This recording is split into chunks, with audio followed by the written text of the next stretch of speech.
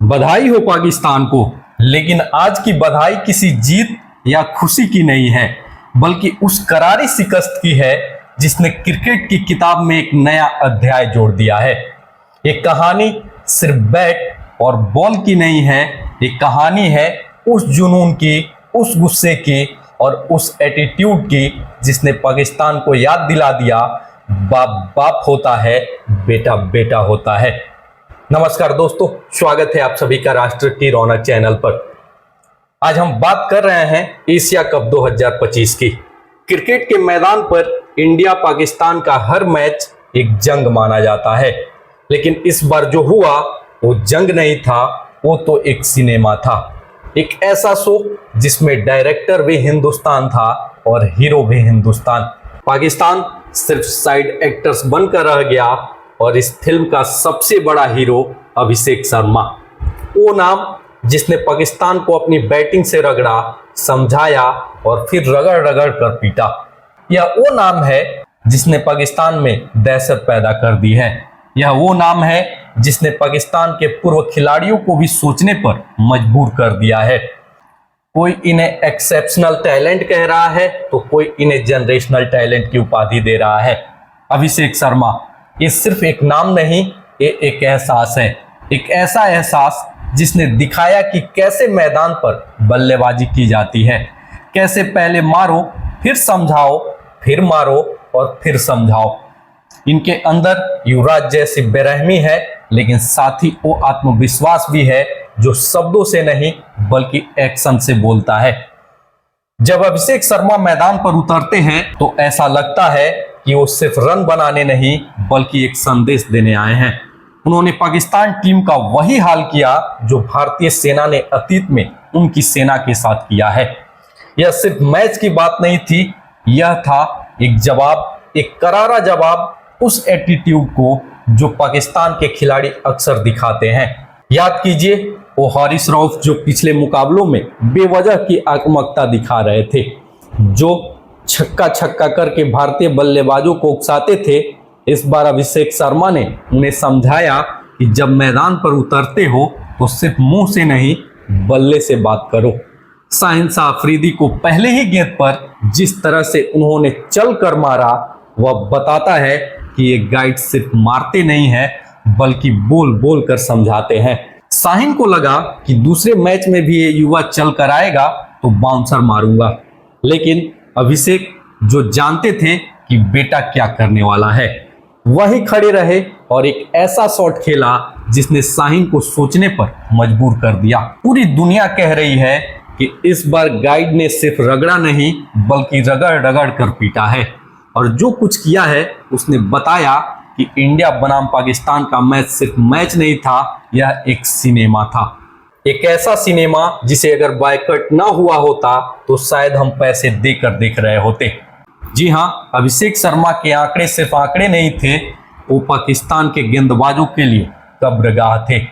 शुभमन गिल के साथ 105 रनों की पार्टनरशिप ने बता दिया कि भारतीय बल्लेबाज क्या कर सकते हैं। सूर्य कुमार यादव ने मैच के बाद बिल्कुल सही कहा था, अबे इन भूखे नंगे लोगों से हमारी लड़ाई ही नहीं, औकात औकात का फर्क है। यह सिर्फ बयान नहीं था, यह एक सच्चाई थी जो मैदान पर दिख रही थी। तो यह कहानी सिर्फ अभिषेक शर्मा की नहीं है, यह उन सभी भारतीय गाइड की है जिन्होंने पाकिस्तान को मैदान पर सबक सिखाया है। पुराने गाइड मैच के बाद हाथ मिला लिया करते थे, लेकिन नए गाइड मैदान पर ही बता देते हैं कि दुश्मन मतलब दुश्मन होता है। वो उनसे आंख में आंख डालकर कहते हैं, चल जाके बॉलिंग कर। याद कीजिए युवराज सिंह को। अभिषेक शर्मा में हमें युवराज सिंह का ही असर दिख रहा था। युवराज सिंह कई बार दोस्ती यारी में बह जाया करते थे, छक्के मारते थे, लेकिन उसके बाद गाली नहीं देते थे। अभिषेक के अंदर वह समझौता नहीं है। अभिषेक के अंदर युवराज सिंह वाली आक्रामकता है और वो तंज भी है कि जाओ बेटा घर निकल जाओ। पाक के हमारे गाइड ने शाहीन को मारा, पाक के हमारे गाइड ने उस अबरार को मारा जो सोशल मीडिया पर चाय चाय करता रहता था। इस बार अभिषेक शर्मा ने उसे समझाया कि बाबू इतनी मार पड़ेगी तब तक एक कप चाय इंसान आसानी से पी लेगा। और अबरार बड़ी बेशर्मी से फिर आते थे और फिर गाइड मारते थे। वहीं सैम अयूब को भी मारा, जिन्हें पाकिस्तान के गाइड के बराबर टैलेंटेड माना गया था। लेकिन गाइड ने बताया कि गाइड गाइड होता है और बेटा बेटा होता है। तो बधाई हो पाकिस्तान, तुम्हें नए गाइड मिल गए हैं, वो गाइड जिन्होंने एशिया कप में तुम्हें धुआं धुआं कर दिया है, वो गाइड जिनके 74 रनों ने तुम्हारा वह ख्वाब तोड़ दिया कि तुम जाकर अपनी सेना की तारीफ करोगे। तुम्हारे गाइड ने तुमको बताया कि 128 के स्ट्राइक रेट से रन बनाने के बाद मैच नहीं जीते जाते, कॉलर खड़े नहीं किए जाते। अगर कॉलर खड़ा करना है तो वह करना होता है जो अभिषेक शर्मा ने किया है। वहीं शुभमन गिल के साथ 105 रनों की पार्टनरशिप यह बता रही थी कि वह सिर्फ क्रिकेट नहीं है, यह एक संदेश है। यह संदेश है कि हम कैच छोड़ सकते हैं, रन आउट नहीं कर सकते, हमारे मेन बॉलर का दिन नहीं हो सकता, लेकिन हमारे बल्लेबाजों को पता है कि हम तुमको ठोकेंगे। वहीं सूर्य कुमार यादव ने बिल्कुल सही कहा था कि 15 से 20 मैच में अगर 7-8 मैच जीतो तो मानते हैं राइवलरी। ये तो हमसे आईसीसी टूर्नामेंट में आज तक 1 या 2 मैच ही जीत पाए हैं। यह कहानी गाइड के खौफ की कहानी है। पुराने गाइड मैच के बाद जाकर मिल लिया करते थे, लेकिन नए वाले गाइड ज्यादा खतरनाक हैं, क्योंकि ये मैच के बाद हाथ नहीं मिलाते, ये मैच के बीच मीठा मीठा रिएक्ट नहीं करते हैं। ये पाकिस्तान को बताते हैं कि दुश्मन मतलब दुश्मन होता है। वहीं हमारे हिंदुस्तान में अतिथि देवो भव होता है, लेकिन उसके बावजूद तुम्हारे साथ कोई नरमी नहीं। अभिषेक शर्मा ने वही एहसास कराया, क्रिकेट की दुनिया में यह WWE का मजा था। पाकिस्तान ने शाहीन, हारिस सबको पर्सनल अटैक पर लगाया, लेकिन गाइड ने बताया कि उन्हें समझाने के लिए मैदान पर ही करारा जवाब देना पड़ता है। एक बाउंड्री 3 बार समझाया और इसलिए सोशल मीडिया पर लोगों ने कहा कि अभिषेक ने पाकिस्तान को कुत्ता बना दिया। तो याद कीजिए, हारिस रऊफ को विराट कोहली ने ही कुत्ता बनाया था। वो 18.5 और 18.6 ओवर के 2 छक्के, मुझे आज तक समझ नहीं आया कि वो आदमी जो लाखों लोगों के सामने बेशर्मों की तरफ पिट गया था, वो आदमी जो वर्ल्ड कप में 500 प्लस रन पीटा था, वो इतना एटीट्यूड किस बात का दिखा रहा था। तुमको 2022 में पीटा गया, 2023 में पीटा गया, तुम जब आते हो तो पीट के जाते हो। तुम वर्ल्ड क्रिकेट के उन चुनिंदा हीरो में से हो जिन्होंने 500 प्लस रन अपनी टीम के लिए नहीं बल्कि अपनी टीम से लुटवाए हैं। तो इस मैच में मजा आ गया, पैसा वसूल हुआ। बस यही था कि बीसीसीआई को यह अवॉइड करना था। इतना कीचड़ में लौटकर ऐसे लोगों को उनकी औकात दिखाना जरूरी नहीं था।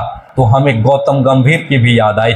जी हाँ, उनकी स्टंप वाली टीम हमें नजर आई, वही आक्रामकता जो गंभीर करते थे। जब पाकिस्तान के पुराने गाइड शाहिद अफरीदी की आंखों में आंखें डालकर समझाया जाता था, अब नए वाले आए हैं तो वो भी उसी तरह से कर रहे हैं।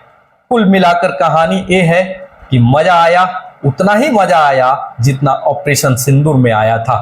बस फर्क इतना है कि वहां ये सोशल मीडिया पर सबूत खोज रहे थे कि भाई साहब सबूत देख लीजिएगा। इस बार हमारे गाइड कह गए हैं कि हमने ऐसा वैसा किया है। इस बार सबूत सोशल मीडिया पर है क्योंकि प्रत्यक्ष मैच हुआ था। हालांकि बीसीसीआई से मेरा फिर एक सवाल है कि इसकी जरूरत नहीं थी, आप बच सकते थे। गाइड ने रन बनाए, ठीक है, लेकिन गाइड को उनसे क्यों लड़ना था, जिनका असली चेहरा दहशतगर्दी का है, जिनका असली चेहरा दोगलेपन का है, जिनका असली चेहरा बेइज्जती का है।